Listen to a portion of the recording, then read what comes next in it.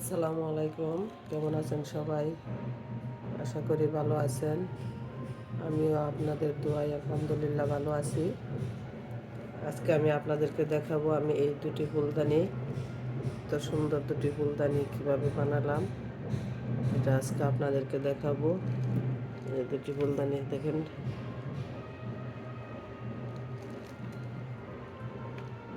দেখেন আপনারা কীভাবে বানালাম, আপনাদেরকে আজকে আমি দেখাবো।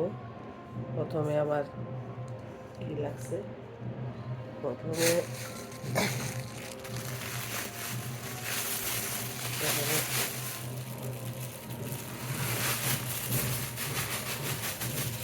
কাগজ,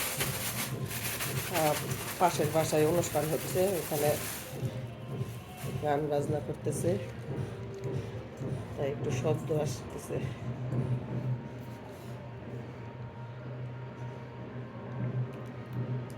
এটা হচ্ছে আটা দিয়া হালুয়া রান্না করলাম।